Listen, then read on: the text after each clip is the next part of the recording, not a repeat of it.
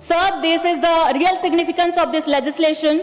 Sir, this bill is a bridge from 1891 to 2026, from paper to digital, from colonial era banking to future ready banking, and from digital transactions to digital justice. So let us not look at this merely as a replacement of an old rule. Let us see it as a statement of confidence in new India, and India that is digital, dynamic and ready for the future. With these words, I extend my full support to the bill, sir. Jai Shivraj, Jai Bhim, Jai Maharashtra. Thank you. माननीय श्री संतोष कुमार पे not present. माननीय श्री शंभू सनल पटेल जी. आपका बहुत बहुत आभार उपसभापति महोदय. आपने मुझे the bankers book evidence bill 2026 पर बोलने का अवसर दिया है महोदय. मैं इस बिल के समर्थन में बोलने के लिए खड़ा हुआ हूं महोदय. महोदय, देश की आर्थिक सुरक्षा और सशक्त बैंकिंग व्यवस्था केवल पुराने कागजों से नहीं बल्कि आधुनिक और अभेद्य डिजिटल कानूनों से बनती है. यह विधेयक अंग्रेजों के जमाने के 135 साल पुराने कानून से देश को मुक्ति दिलाकर डिजिटल इंडिया को कानूनी सुरक्षा चक्र देने का ऐतिहासिक काम करेगा. महोदय, हमारी केंद्र की भाजपा और एनडीए सरकार माननीय प्रधानमंत्री नरेंद्र मोदी जी के नेतृत्व में देश की तरक्की के लिए, राष्ट्र के लोगों के विकास के लिए और विकसित भारत बनाने के लिए दृढ़ संकल्पित है. महोदय, केंद्र सरकार विकास की गति को बनाए रखने के लिए देश के व्यापारियों, सरकारी कर्मचारियों, देश के नागरिकों की सुविधा के लिए अंग्रेज के जमाने के 1500 से अधिक कानूनों को हमारे सरकार ने या तो निरस्त किया है या उसमें बदलाव किया है महोदय. उसी की एक कड़ी में आज जो है ये बैंकर्स बिल जो है यह हमारी सरकार इस सदन में लेके आई है महोदय. इस बिल के आ जाने के बाद जो 135 साल पुराना कानून था बैंकर्स बिल का, वो आज निरस्त हो जाएगा महोदय. आज आजाद भारत का आजाद बैंकर्स के लिए आजाद बिल हम लोग को मिलेगा महोदय. महोदय, वर्तमान विधेयक बैंकर्स बुक की परिभाषा को विस्तार करते हुए बैंक के द्वारा सभी प्रकार के एविडेंस को इसमें शामिल किया गया है. इसके अंतर्गत physical, electronics, digital, virtual and cloud आधारित एविडेंस के साथ साथ बैकअप एवं डिजास्टर रिकवरी केंद्र में सुरक्षित रखे गए एविडेंस भी शामिल है महोदय. आज के एआई के जमाने में जहां पूरी दुनिया बैंकिंग सिस्टम जो है डिजिटलाइजेशन हो गया है महोदय, और भारत आज यूपीआई, एनईएफटी और ये निफ्ट में और आरटीजीएस में रोज नए कीर्तिमान स्थापित कर रहा है महोदय. वही आज नए बिल की भारत के आजाद देश के कानून के लिए यह बिल आवश्यक था महोदय. और इस बिल को आ जाने के बाद जो पहले जो सिर्फ बही खाता लेके हमारे बैंक के अधिकारी को अदालत का चक्कर लगाना पड़ता था महोदय, अब जो है आप डिजिटली जो है सारे एविडेंस को अदालत में रखा जा सकेगा महोदय. और जो दो कंपनियों के बीच में कभी कभी जो झगड़ा हो जाता था महोदय, उसमें एक पार्टी जो है किसी का पूरा बही खाता को अपने एविडेंस के रूप में मंगा लेता था, जिसके कारण उस कंपनी का पूरा जो बैंकिंग सिस्टम है उसका डिस्क्लोज हो जाता था महोदय. अब बेवजह जो अदालत जो है बैंक के अधिकारियों को या या किसी कंपनी को या दो कंपनियों के झगड़ा में बैंकर्स को इन्वॉल्व करने के पहले उसको ऑफिशियली जो है उनको इन्फॉर्म करेंगे महोदय. और जरूरत होगा तभी बैंकर्स जो है उस बिल के ये एविडेंस को लेकर अदालत में जाएंगे महोदय. ये बिल तो बहुत 30 सेकेंड और बोल दूं महोदय. आज के इस मतलब 80 साल आजादी को होने जा रहा है महोदय. और इस 80 साल के आजाद जो हम वर्ष मनाएंगे महोदय, और इस बैंकिंग जो एविडेंस बिल है, इसके पहले मात्र 2000 ईस्वी में जब हमारे जो पुराने जो हमारे प्रधानमंत्री पहले प्रधानमंत्री अटल बिहारी वाजपेयी जी के जमाने में जो है सूचना प्रौद्योगिकी अधिनियम 2000 के माध्यम से इसमें बदलाव किया गया था महोदय. अब समय आपने बहुत कम दिया है महोदय, इसलिए बहुत बहुत धन्यवाद महोदय. मैं इस बिल का समर्थन करते हुए अपनी बात को विराम देता हूं महोदय. धन्यवाद. माननीय शंभू जी, पार्टी समय देती है, हमने तो अतिरिक्त दिया. और बैठे माननीय Shrimati Nirmala Sitharaman ji to reply the discussion. So thank you very much, sir. So actually, before I respond to the discussion points, these are the kind of bills on which the opposition should actually take interest and participate, sir. These are very reformatory. These are going to help the country to move forward fast. And these are steps on which no one can have a difference of opinion, except if they want to suggest improvements on it. So it's such a sad state, sir, that our opposition chooses to walk out on these kind of important debates. So you may remember, sir, Honorable Prime Minister, speaking from the Red Fort, had very clearly called for change in the mindset that is so required. He spoke about the Panch Pran, and one of the things that he had highlighted was get over the colonial mindset. So in keeping with that, I recall our senior member, Arun Singh Ji, also spoke about the number of laws that have been changed, number of regulations which have been simplified, and that helps in ease of doing business. But keeping in line with the Honorable Prime Minister's advice that all the colonial laws which were written for the subjects of the Queen or the King will have to now be changed so that we give ourselves a citizen-centric facilitating act rather than one for the subjects of a royalty or the imperial force. So in that light, when we looked at the Bankers' Books Evidence Bill, it is 1891 of origin. So also the way in which it had included instruments related to banking which were relevant for that period, which were largely paper-based. Whereas India has shown exemplary speed in digitizing its economy. So the instruments with which you are able to do your banking activities, your financial transactions, have all now become so phone-driven. Each customer or each bank business holder is in a position to do everything that they want to do with a simple button pressing in the phone itself. So the related aspects of doing business through a bank, commercial operations, also will have to catch up with that kind of a digitization in the financial inclusion area, financial sector. Therefore, the Bankers' Books Evidence Act in 1891, which was a legislation which was paper-based, as I said, and everything depended on certified copies of bank records as evidence in legal proceedings. So if somebody had a problem transacting money from one account to another and there was a legal dispute, the bank is not a party, but even then the bankers are called to appear before the court. Or the bankers are asked to appear before the court with papers of the original transaction and so on, which also has a problem of privacy. However, at that time in 1891, this was used for legal proceedings also. But with the advent of digital and electronic record keeping, there was a necessity for bankers to be given the power to say, why not the certified copies in the courts rather than get the electronic records, which is sheer impossible. You're carrying a system, even the system which can come on your phone is not accepted as otherwise based on the 1891 Act. Therefore, the Bankers' Book Evidence Act 2026, Evidence Bill 2026 is being brought before this House. We seek to repeal and replace the Bankers' Book Evidence Act of 1891. Just for a moment, sir, to say, is this allowed by law? Yes, it is allowed by law, because entry 45 in the Union list, which is the list 1 of the 7th schedule to the Constitution, empowers the Parliament to repeal and re-enact an act.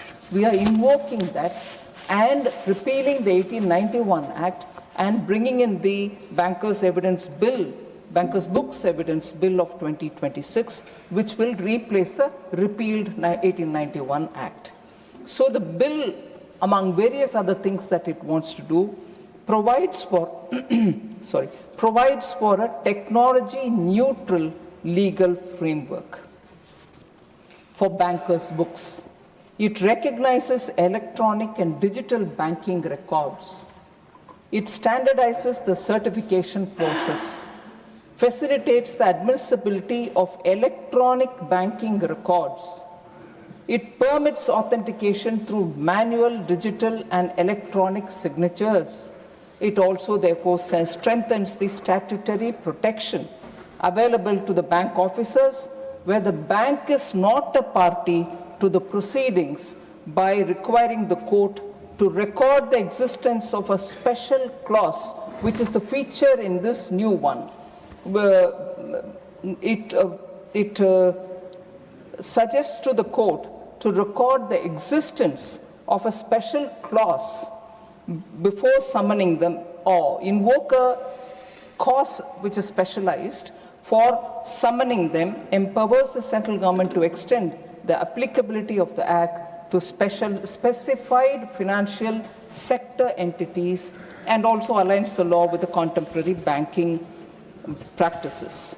Sir, this particular Act has about 16 clauses which provides for several specific provisions, all of which will allow for the digital records to be in the form of a certified copy, which can be admitted in the court of law. I highlight a few things. Explicit legal recognition is going to be provided if this House passes this passes this bill as an act. So explicit legal recognition of electronic records. So this particular clause provides that electronic or digital records of bankers' books shall be admissible, it shall be valid and legally enforceable as evidence subject to the conditions specified under the Act. So clauses 6 and 7 relate to that. Expanded definition of bankers' books is being brought in now.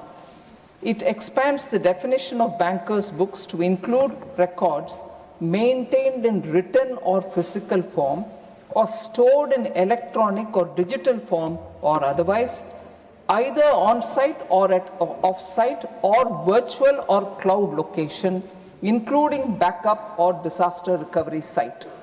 So that is the clause 2(1)(b) which we are bringing in now. Conditions for admissibility of electronic or digital records prescribes, this Act will prescribe, once passed, the conditions to be satisfied for the admissibility, validity, enforceability of electronic and digital records of bankers' books as evidence, with an enabling provision for the central government to notify such other conditions. Standardized certificates can also be prescribed. So this Act prescribes separate certificate formats for certified copies of bankers' books maintained in written or physical form or in electronic or digital form as specified in the first schedule and the second schedule respectively. So again, the central government may by notification modify the certificates and specify in the rules. This is clause 3 and clause 12 read with the first schedule and the second schedule of the Act, sir. So this Act also will define the expression special cause, which I mentioned when I opened up the remarks. The special cause will be a part of this bill if passed as an Act. It will give the basis for summoning a bank officer to produce bankers' books or appear as a witness in legal proceedings to which the bank is not a party. There can be a case where two people are fighting, commercial case, the bank is not even a party. Today they are all being asked to come and stand before the court, which is their duty, they will do it. But is there a reason why they should be called in a dispute which is not involving the bank at all? So we are now giving a clause through which a special cause can be invoked by the courts, whereupon they can ask the bank to come and appear, even if it's not a party. And therefore, the evidence and everything, even if they're electronic, can be taken and that can be made applicable. Sir, So the special costs can be invoked. I also, in this context, understand, and also the points which I mentioned a bit earlier, appreciate the point made by Sri Niranjan Reddy of the YSRCP about can there be a committee which therefore authorizes instead of the, every time the government having to come to the parliament. Whilst I appreciate the point made, more than the ease which provides it for the government will not hesitate to come before the House to seek their approval and be accountable to the House. So the point which you have made is well taken, Honourable Member, but I would like to assure that the government will be happy to come and stand before the House to explain. So I think, sir, largely every member has spoken, understanding the importance of this Act, which is being brought in this context. I particularly thank Sri Rajendra Jain of the NCP, who appreciated the digitization efforts which are being undertaken, and therefore an act of this nature is important, and also for his extending his party's support.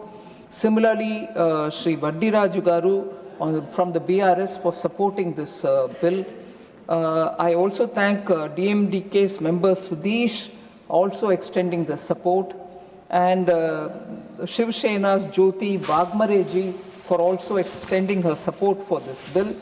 I particularly thank senior member Sri Thambiduraiji for taking this whole thing in a very positive context to see the importance of such amendments which are continuously being undertaken by our government. So I thank Sri Thambiduraiji, particularly when he speaks about the cyber security related aspects, and TDP's Bhashyam Ramakrishna ji, who's a new member, but who has spoken about the importance of digital amendments which are coming through. Sir, there is just one point which I want to highlight.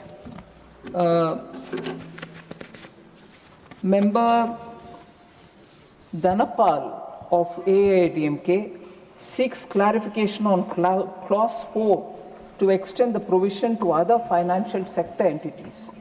So the banking and financial sector has evolved significantly in this country over the past few decades, with the emergence of NBFCs, payment aggregators, fintech companies and other service providers having a pan-India presence.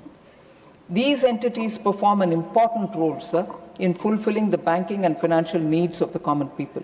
So it is therefore necessary that whenever and wherever required, they are provided a similar evidential framework. This, therefore, clause 4 enables the central government to act and to extend the act to other regulated financial entities through notification, ensuring that uniform evidentiary framework across all the financial sector is available. So, Sri Manas Ranjan ji from BJD also spoke of data security, privacy to be given highest priority, also spoke about authenticity of electronic records for courts, and that we should strengthen public confidence. So the bill permits banking records to be produced either in physical or electronic form, as the case may be. So that is already being enabled through this new bill which is coming.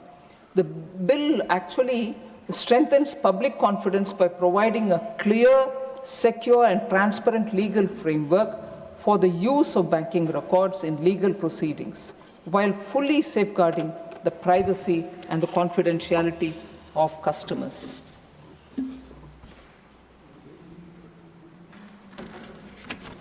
So largely, I think I've addressed most of the concerns of members. In case I've missed out on anything, I'm sorry, I can always meet them in person and talk about it.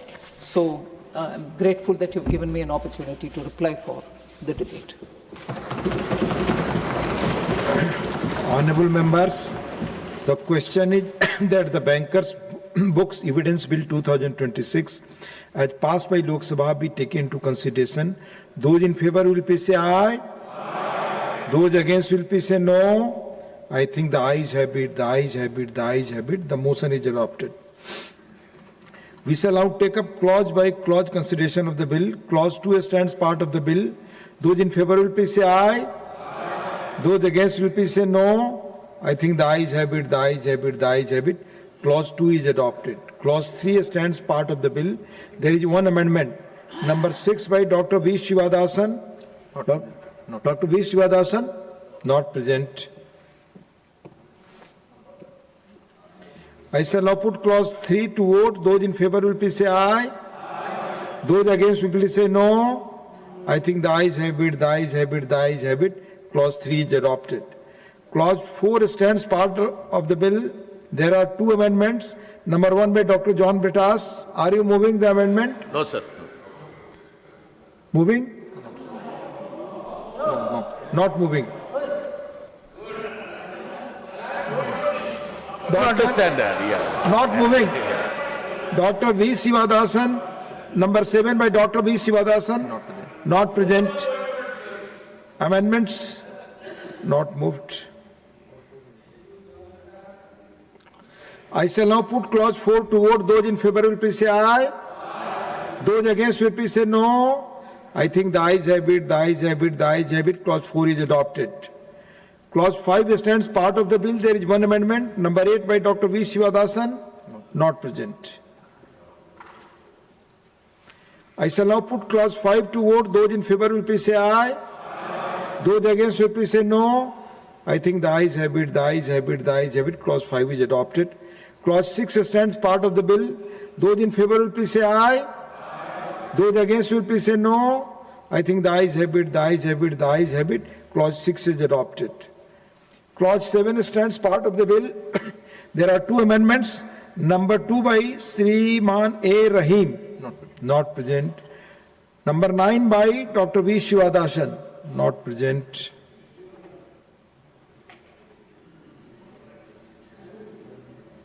I shall now put clause 7 to vote. Those in favor will please say aye. Those against will please say no. I think the ayes have it, the ayes have it, the ayes have it. Clause 7 is adopted. Clause 8 stands part of the bill. There is one amendment. Number 3 by Sriman A. Rahim, not present. Amendment not moved. I shall now put clause 8 to vote. Those in favor will please say aye. Those against will please say no. I think the ayes have it, the ayes have it, the ayes have it. Clause 8 is adopted. Clause 9 stands part of the bill. There is one amendment. Number 10 by Dr. V. Shivadasan, not present. Amendment not moved. I shall now put clause 9 to vote. Those in favor will please say aye. Those against will please say no. I think the ayes have it, the ayes have it, the ayes have it. Clause 9 is adopted. Clause 10 stands part of the bill. Those in favor will please say aye. Those against will please say no. I think the ayes have it, the ayes have it, the ayes have it. Clause 10 is adopted.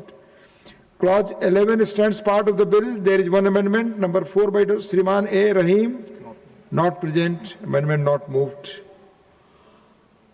I shall now put clause 11 to vote. Those in favor will please say aye. Those against will please say no. I think the ayes have it, the ayes have it, the ayes have it. Clause 11 is adopted. Insertion of new clause 1A. There is one amendment. 11A. Insertion of new clause 11A. There is one amendment for insertion of new clause 11A. Number 5 by Sriman A. Rahim, not present. Amendment not moved. Clauses 12 to 16, the first schedule and the second schedule stands part of the bill. Those in favor will please say aye. Those against will please say no. I think the ayes have it, the ayes have it, the ayes have it. Clauses 12 to 16, the first schedule and the second schedule are adopted. Clause 1, the enacting formula and the title stand part of the bill. Those in favor will please say aye. Those against will please say no. I think the ayes have it, the ayes have it, the ayes have it. Clause 1, the enacting formula and the title are adopted. Srimati Nirmala Sitharamanji to move that the bill be passed.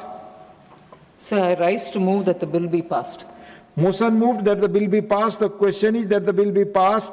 Those in favor will please say aye. Those against will please say no. I think the ayes have it, the ayes have it, the ayes have it. The bill is passed. Honorable members, now next business, a statutory resolution and the taxation and other laws amendment bill 2026. Dr. John Britas to move that to move the following resolution, that this House disapproves of the Income Tax Amendment Ordinance 2026, number 2 of 2026, promulgated by the President on 5/6/2026. Please move the resolution. Sir, this House disapproves of the Income Tax Amendment Ordinance 2026, number 2 of 2026, promulgated by the President on 5th June 2026. Sir, my motion is on the premise that they promulgated the ordinance on 5th June and there was a retrospective effect from 1st April. The Parliament was to start functioning from 28th, the monsoon session. There was no hurry at all. And their intention was that those investors who have gone away from India would come back if they are given that much of dividends, in the sense tax exemption. That means what all they contemplated as part of their budget utterly failed. And they thought that by bringing an ordinance, they can arrest the situation. And moreover, the minister has said that evolving geopolitical developments and also to attract stable foreign investors. So the government has to admit on the floor of the House, they have miserably failed. Sir, I have 3-4 minutes, please. Now, what they have done, see, actually they have taken the Parliament and the nation for a ride. Now, in order to convert this ordinance into a law, they have brought a bill that is encompassing many other aspects which were not part of the ordinance. One of the cardinal things which they have actually brought in as part of the bill is that taxing the people in the form of UPI. Those who are using UPI, there is a merchant discount rate that is going to be imposed. And the minister has been trying to explain that, no, this is not for those people who are part of the UPI. 54 crore people are part of these UPIs. Sir, you and me were asked to go to be part of the digital empire. Demonetization happened. They have. Sir, I will be brief. It's my right. Brief. I will be brief. Yes, you are right. Yeah. You are right. I agree. Be brief. And they wanted all the people to be part of the digital currency system. And after we all went voluntarily as part of the UPI, now they say that they are going to bring in MDR. The minister, very conveniently, she is charming enough to, at least convince a section. I'm talking about you, madam, positively. Now she says that, look, this burden is going to be only for the merchants. Can she explain? Is there any burden that has been imposed on merchants, not passed on to the consumers? Anywhere in the world? Thank you. Anywhere in the world. So no, sir. Please, now, please. sir, now you know what is the volume. You have to be brief. Sir, You have right, but I know, but sir, please understand, I have a right. Yes. There is a precedent of giving 5 to 7 minutes. Please give me 3 minutes. Sir, you know what is the volume? Per annum, 340 lakh crore is part of this UPI system. Means huge amount. Like to America is part of this UPI. You will get again opportunity. Sir, no, sir, please understand. Yes, sir. Please be brief now. Please don't give me that opportunity. Let me use this opportunity. Now, see, what did the Prime Minister say in G23? The Honorable Prime Minister said, we will not impose any charge on this UPI system. This UPI system, this will not be a burden for the people. Now, indirectly, the minister want to impose a tax on the hapless people who went to part of this digital empire. Thank you, Janataji. Sir, please. Thank you. You already taken 2 points more. Be brief. I am brief. Sir, now the Reuters estimated that transaction about 2,000 rupees account to around 4% of the merchant payment volume. But, sir, that means 67% of the value. So a 2,000 threshold which she is talking about sounds narrow, but it can still bring lot of money, means misery to the people. Sir, I am brief. Sir, there are honorable petroleum ministries here. I need to, involve him also. There are 1 lakh petrol pumps in this country. Please, if we add the please, private Speaker, pumps, please. 1,25,000 petrol pumps in this country. Imagine that 2,000 rupees additional burden is for a petrol pump owner per day. Just, you know what is impact? 10,000 to 12,000 crore annually for the consumers. Thank So, you. Thank you. Now you have moved. Sir, You have moved already. very sir. You have important. briefly. I am moving. Yes, So I you have feel moved. that the honorable finance minister is putting a huge burden on this country, and there is no way the parliament should give a Thank you. blanket approval to her. Thank you. If she is Thank you, interested, Jayapathy. let she come with the clauses. You have made your point out. What is the Aapne charge for apni this baat keh diya category? briefly. Instead of taking Thank a you. blanket approval, Now, this thank is you. against Thank the you. people. Resolution moved. I- now. It's moved. Yes. Moved. Resolution moved. I have moved the Thank you. resolution, sir. Okay. Srimati Nirmala Sitharaman ji to move a motion for consideration of the Taxation and Other Laws Amendment Bill 2026. Please. Sir, with your permission, I rise to move that the bill further to amend the Payment and Settlement Systems Act 2007 and the Income Tax Act 2025 and to amend the Finance Act 2026 as passed by the Lok Sabha be taken into consideration. आप बोलना चाहेंगे इस विषय और later on? So later on will be Okay. better. sir. So motion moved. Honorable members, the statutory resolution and motion for consideration of the bills are now open for discussion. I now call upon the members whose names have been received for participation in the discussion.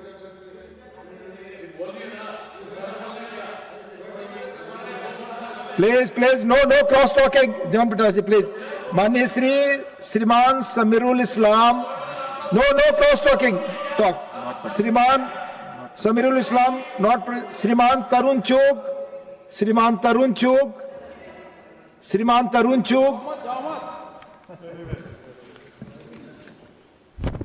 माननीय सभापति जी, मैं इस bill की support के लिए खड़ा हुआ हूं। जो राष्ट्र समय की चुनौतियों को पहचानकर अपनी नीतियों को समय के साथ आगे बढ़ाता है, वही राष्ट्र आने वाले कल की दिशा तय करता है। माननीय सभापति महोदय, मैं माननीय वित्त मंत्री बहन निर्मला जी ने जो बिल पेश किया है, उसमें आदरणीय प्रधानमंत्री श्री नरेंद्र मोदी जी की सोच की खुशबू आ रही है। ये विधेयक भारत को आगे बढ़ाने वाला, ये बिल ग्लोबल से लेकर लोकल तक हर क्षेत्र में निरंतर प्रगति करने वाला, चाहे वैश्विक मंच हो, भारत की बढ़ती प्रतिष्ठा हो, हमारी अर्थव्यवस्था के मजबूत करने की बात हो, ये सभी इसमें इंक्लूड हैं। इस विधेयक के पीछे एक बहुत व्यापक और दूरदर्शी सोच है कि भारत की अर्थव्यवस्था मजबूत बनाई जाए, निवेशकों का भरोसा कायम हो, उद्योग, व्यापार और रोजगार को आवश्यक स्थिरता दे, भारत को आने वाले वर्षों के लिए एक मजबूत, शक्तिशाली, आत्मनिर्भर और वैश्विक स्तर पर एक कॉम्पिटिटिव अर्थव्यवस्था के रूप में तैयार करना। माननीय सभापति जी, मैं आज जो दुनिया के अंदर इस समय जो परिस्थितियां हैं, उसके अंदर ये केवल सरकार के लिए एक राजस्व जुटाने का माध्यम नहीं है।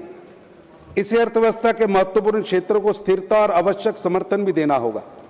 मुझे लगता है इस विधेयक की सबसे बड़ी विशेषता यह है कि आज की बदलती हुई परिस्थिति को समझते हुए targeted tax exemption, rationalize conditions का रास्ता अपनाया गया है।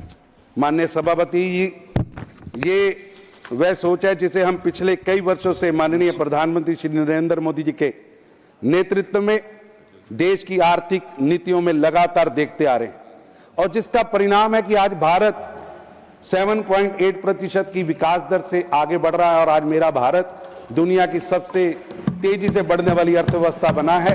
और हमें गर्व है कि प्रधानमंत्री नरेंद्र मोदी जी के नेतृत्व में आज भारत दुनिया की चौथी आर्थिक महाशक्ति के रूप में खड़ा हुआ है। इसके माध्यम से जहां प्रोग्रेसिव अप्रोच होगी, पॉलिसी में स्टेबिलिटी आएगी, ये एक भारत को आगे बढ़ाने वाला एक माइलस्टोन साबित होगा। बिल केवल एक टैक्स अमेंडमेंट्स नहीं है, बल्कि बदलती वैश्विक परिस्थिति के बीच भारत की इन्वेस्टमेंट, मैन्युफैक्चरिंग और इकोनॉमिक कंपटीशन को मजबूत करने का बहुत बड़ा प्रयास है। ग्लोबल ट्रेड अविरोध और सप्लाई चेन अनिश्चितता के बीच स्टेबल, मजबूत और इन्वेस्टमेंट फ्रेंडली टैक्स रेजिम देना, ये आज की देश की जरूरत है। सरकार का स्पष्ट उद्देश्य है कि ईज ऑफ डूइंग बिजनेस में और टैक्स में निश्चितता, रणनीतिक निवेश और बढ़े और देश आगे तरक्की करे। फाइनेंशियल एक्ट 2026 के बाद स्टेक होल्डर से मिले फीडबैक को शामिल करते हुए टैक्सेशन फ्रेमवर्क को और रैशनलाइज और सिंप्लीफाई किया गया है। अब इलेक्ट्रॉनिक मैन्युफैक्चरिंग भारत केवल इलेक्ट्रॉनिक्स का बड़ा मार्केट नहीं, बल्कि ग्लोबल इलेक्ट्रॉनिक्स मैन्युफैक्चरिंग का भरोसेमंद पार्टनर बन रहा है। इलेक्ट्रॉनिक्स मैन्युफैक्चरिंग में ग्लोबल सप्लाई चेन तेजी से बदल रही है। ऐसे समय में भारत लॉन्ग टर्म टैक्स निश्चितता और रणनीतिक जरूरत दोनों ही देश के लिए आगे बढ़ाना है। फॉरेन कंपनी और इंडियन कॉन्ट्रैक्ट मैन्युफैक्चरिंग को दिए जाने वाले कैपिटल गुड्स को और उसकी टूलिंग पर टैक्स एग्जम्पशन को 2030-31 से 2040-41 तक बढ़ाना, मैं समझता हूं ये एक दूरगामी कदम है। मैं वित्त मंत्री जी को इसकी बधाई देता हूं कि देश को तरक्की के लिए उन्होंने एक बड़ा रास्ता खोला है। इससे भारत का व्यापार, भारत का उद्योग, भारत का रोजगार तेजी से आगे बढ़ेगा। इससे इन्वेस्टर्स को शॉर्ट टर्म इंसेंटिव ही नहीं, बल्कि लॉन्ग टर्म पॉलिसी के माध्यम से देश की तरक्की का रास्ता खुलेगा। ये एक डेफिनेट, इसके अंदर मैन्युफैक्चरिंग इकोसिस्टम व्यापक होगा। मेरा सभापति जी, आपके माध्यम से मैं इस बिल की सपोर्ट करता हूं कि डाटा सेंटर और डिजिटल इकोनॉमी के माध्यम से, आज डिजिटल इकोनॉमी आज की डिजिटल इंफ्रास्ट्रक्चर का बैकबोन है। इसलिए डाटा सेंटर्स के लिए टैक्स फ्रेमवर्क को प्रैक्टिकल और आज का बिजनेस फ्रेंडली बनाना, ये देश की जरूरत है, जिसकी चिंता यहां की गई है। एलिजिबल फॉरेन कंपनी को डाटा सेंटर सर्विस प्रोड्यूस के लिए और गवर्नमेंट नोटिफिकेशन की जो रिक्वायरमेंट हटाई गई, मैं समझता हूं ये एक लाल लतीफाशाही से जहां वित्त मंत्री जी ने निकालने का प्रयास किया है, वहीं ये भारत की ग्रोथ के लिए एक बहुत बड़ा कदम बनने वाला है। इंडियन कंपनीज द्वारा लीज इंफ्रास्ट्रक्चर पर ऑपरेटेड डाटा सेंटर्स को फ्रेमवर्क में अकोमोडेट किया गया है। इससे कंप्लायंस बर्डन कम होगा और डाटा सेंटर इन्वेस्टमेंट को बढ़ावा मिलेगा। FIIC को गवर्नमेंट सिक्योरिटीज में लेना और उसके इंटरेस्ट इनकम और कैपिटल गेन पर टैक्स एग्जम्पशन दिया गया है। इससे इंडियन गवर्नमेंट सिक्योरिटीज में फॉरेन पार्टिसिपेशन बढ़ेगा। इससे बॉन्ड मार्केट को डीपन और इंडिया को कैपिटल मार्केट इकोसिस्टम मजबूत होगा। भारत का इकोसिस्टम इससे बहुत ज्यादा मजबूत होगा। बैंक और इंटरनेशनल सेटलमेंट्स को भी इस फ्रेमवर्क से एग्जम्पशन दिया गया है। मैं समझता हूं यह बहुत बड़ा कदम है। रफ डायमंड के माइनिंग, ट्रेडिंग, ब्रोकरेज, एक्विजिशन और ऑक्शन के जुड़ी एलिजिबल फॉरेन कंपनियों को नोटिफाई स्पेशल जोन में टैक्स एग्जम्पशन दिया गया है। ये एक भारत का जो हीरा उद्योग है उसके लिए एक बहुत बड़ा कदम है और इस एग्जम्पशन को अब 31 मार्च 2041 तक बढ़ाकर भारत के वित्त मंत्री जी ने देश की जो डायमंड इंडस्ट्री है उसको विश्व की डायमंड इंडस्ट्री में सबसे आगे लाकर खड़ा कर दिया है, जिससे निश्चित रूप से Bharat global rough diamond trading hub बनेगा और मेरा भारत जो इस हीरे की मार्केट का हीरा बनकर सामने आएगा। Settlement payment and settlement system act 2007 में अमेंडमेंट करके इलेक्ट्रॉनिक पेमेंट मोड्स में नोटिफाई करने की पावर को इनकम टैक्स एक्ट की स्पेसिफिक प्रोविजन से डीलिंक किया गया है। इसका उद्देश्य आउटडेटेड स्टैट्यूटरी रेफरेंसेस को हटाना और फ्यूचर पेमेंट टेक्नोलॉजी के ग्रेटर फ्लेक्सिबिलिटी को बढ़ाना है। डिजिटल पेमेंट लगातार इन्वॉल्व हो रही है, कानून को भी टेक्नोलॉजी के साथ इन्वॉल्व किया जा रहा है। सभापति जी, ये bill manufacturing and investment plus capital market और डिजिटल इंफ्रास्ट्रक्चर, इन चारों बिंदुओं को, मैन्युफैक्चरिंग, इन्वेस्टमेंट, कैपिटल मार्केट और डिजिटल इंफ्रास्ट्रक्चर, इसको एक स्ट्रेंथन भी करेगा और एक बड़े पिलर के रूप में काम भी करेगा। टैक्स पॉलिसी को केवल रेवेन्यू कलेक्शन का इंस्ट्रूमेंट ना मानकर इकोनॉमिक ग्रोथ और आज की दुनिया के अंदर भारत को किस तरह आगे बढ़ना है उसकी ओर जोड़ना, मैं समझता हूं ये ऐतिहासिक फैसला है। लॉन्ग टर्म एग्जेम्पशन इंसेंटिव का उद्देश्य टारगेट सेक्टर्स में इन्वेस्टमेंट अट्रैक्ट करना, लार्जर इकोनॉमिक एक्टिविटीज को बढ़ाना, ये अपने आप में भारत के लिए एक बहुत बड़ी उपलब्धि है। माननीय सभापति महोदय, आदरणीय प्रधानमंत्री श्री नरेंद्र मोदी जी के नेतृत्व और मार्गदर्शन में भारत आज समस्याओं से नहीं समाधान की ओर बढ़ रहा है, समाधान से अवसरों की ओर बढ़ रहा है और अवसरों से विकसित भारत 2047 के संकल्प की ओर बढ़ रहा है। विकसित भारत 2047 का संकल्प अब केवल सरकार का संकल्प नहीं है, यह संकल्प अब केवल किसी नेता का संकल्प नहीं है, ये आज संकल्प पूरे भारत का संकल्प बना है।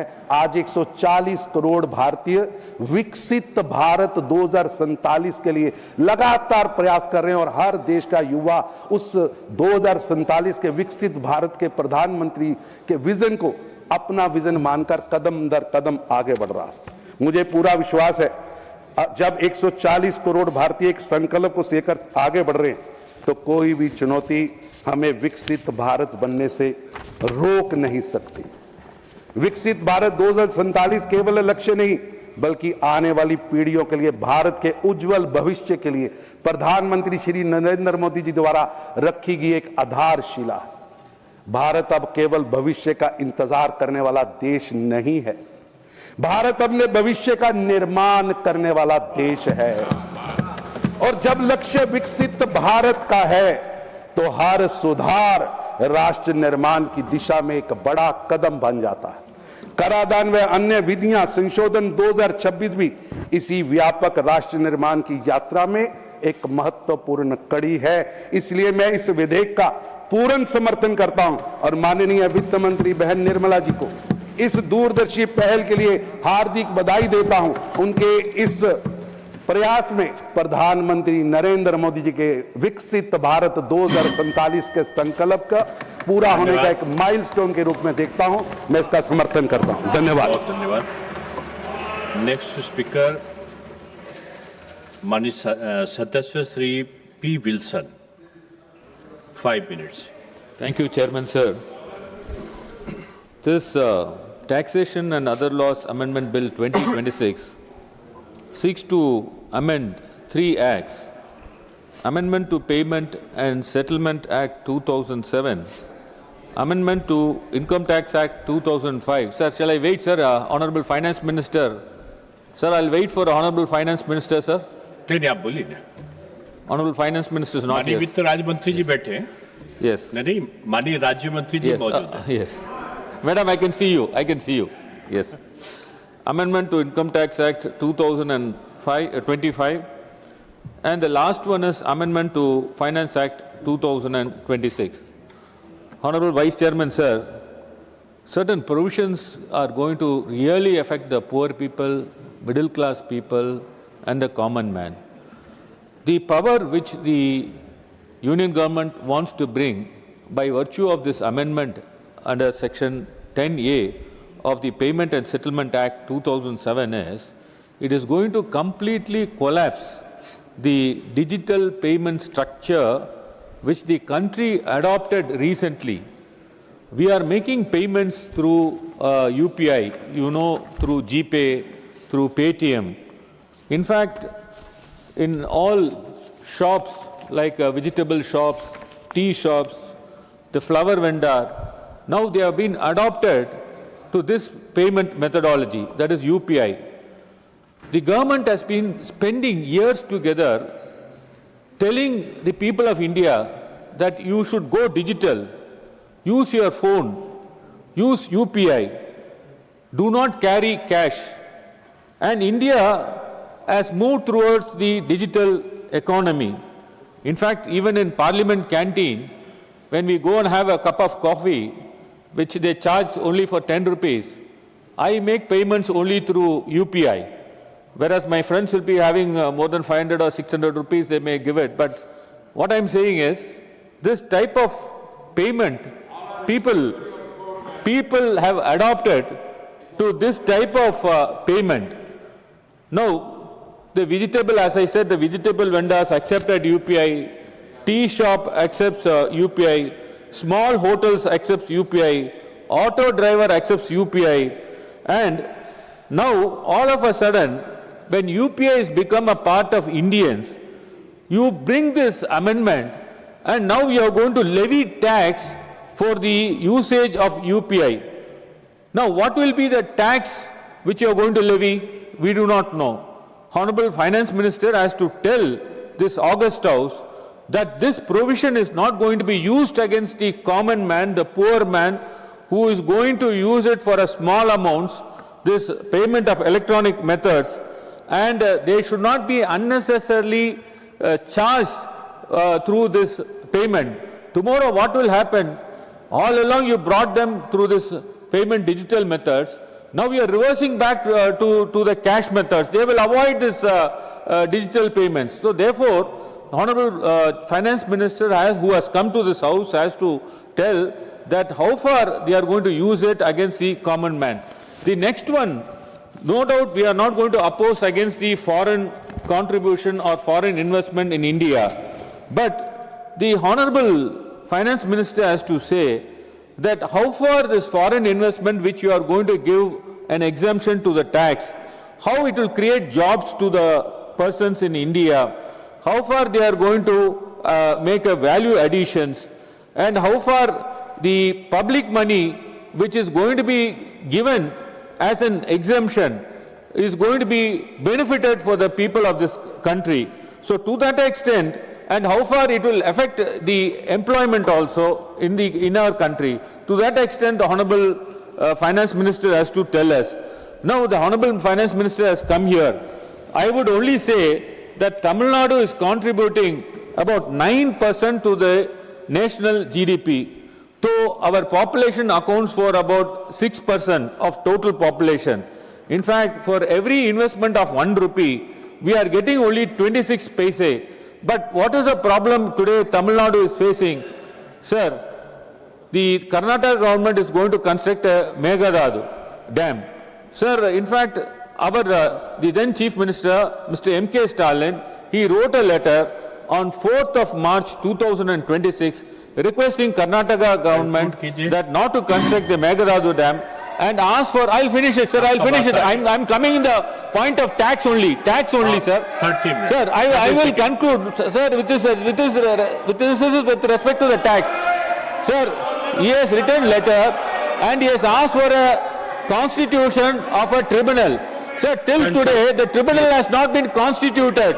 Sir, when Tamil Nadu people are paying taxes to the union government, what is the difficulty in constituting a tribunal, sir? After all, they are asking for a constitution of a tribunal to solve this Meghalaya issues. When this tribunal is constituted... Next speaker, Mani Sadasya, Sri Subhasis Khuntia. Sir, mic, sir.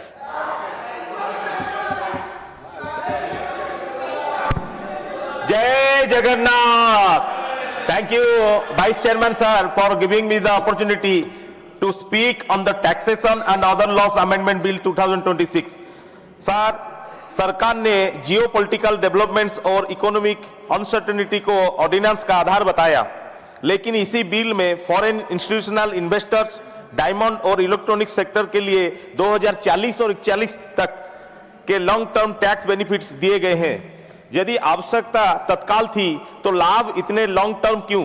क्या ऐसे reforms parliament के regular legislative process से नहीं लाया जा सकता था? सरकार ने टैक्स एग्जेम्पशन दिए हैं, क्या आकलन किया गया है कि इनसे कितना इन्वेस्टमेंट, एम्प्लॉयमेंट और रेवेन्यू फॉरगॉन होगा और इंडियन इंडस्ट्रीज तथा एमएसएमईज पर क्या प्रभाव पड़ेगा? सर, क्लॉज 2 के तहत सेक्शन 10A में बदलाव किया गया है। पहले इलेक्ट्रॉनिक्स पेमेंट मोड पर चार्ज नहीं लगाया जा सकता, अब सेंट्रल गवर्नमेंट मोड्स नोटिफाई करेगी। क्या नॉन नोटिफाइड मोड्स पर चार्जेस लगाया जा सकेगा? डाटा सेंटर्स को टैक्स बेनिफिट्स दिए गए हैं, लेकिन इनमें पानी और बिजली की व्यवहार बहुत अधिक होती है। क्या वाटर स्ट्रेस्ड क्षेत्रों में इनके एनवायरमेंटल इम्पैक्ट का असेसमेंट किया गया है सर। महोदय, मैं उड़ीसा से आता हूं। श्री नवीन पटनायक जी के नेतृत्व में उड़ीसा ने industrial infrastructure, single window clearance, MSME promotion और पॉलिसी स्टेबिलिटी के माध्यम से इन्वेस्टमेंट आकर्षित किया। उड़ीसा को सरप्लस स्टेट बनाया और नीति आयोग के फिस्कल हेल्थ इंडेक्स में रैंक 1 हासिल किया। एफआईए मुख्य पोर्टफोलियो इन्वेस्टमेंट हो, इससे लिक्विडिटी बढ़ती है, लेकिन फैक्ट्रीज, एमएसएमईज और एम्प्लॉयमेंट स्वतः नहीं बढ़ती। क्या सरकार ने इन इंसेंटिव्स के वास्तविक इंपैक्ट का आकलन किया है? ट्रीटी शॉपिंग और राउंड टिपिंग रोकने के लिए क्या सेफगार्ड्स है? अंत में हर टैक्स इंसेंटिव्स के साथ रेवेन्यू इंपैक्ट स्टेटमेंट पार्लियामेंट के सामने रखा जाए, इंडिपेंडेंट रिव्यू हो और Indian MSMEs, domestic industry, environment तथा इंडियन इन्वेस्टर्स को समान पॉलिसी सपोर्ट मिले।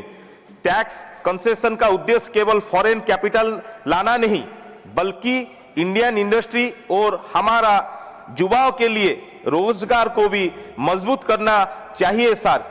धन्यवाद। जय जगन्नाथ, वंदे उत्कल जननी सर। बहुत धन्यवाद।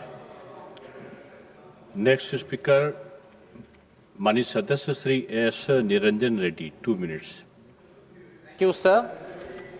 Sir, my party YSR CP and my leader Jagan Mohan Reddy joins me in supporting this bill wholeheartedly. There are 2 or 3 issues this bill seeks to achieve, sir, so we want to support the government. There's a concern that a lot of members have addressed about the UPI payments and they becoming chargeable. We take comfort that the government has clarified that there will be no UPI burden on the consumers. If steps are taken effectively, that should, I think, harbor any, sorry, sir, it could take away any such concerns.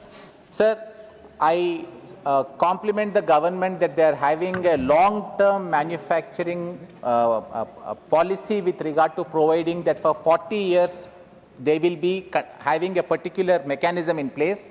Sir, I may differ with some of the other members with regard to the requirement of foreign investment in India. India cannot progress without foreign investment. We need to do everything that is necessary for the purpose of bringing in foreign investment.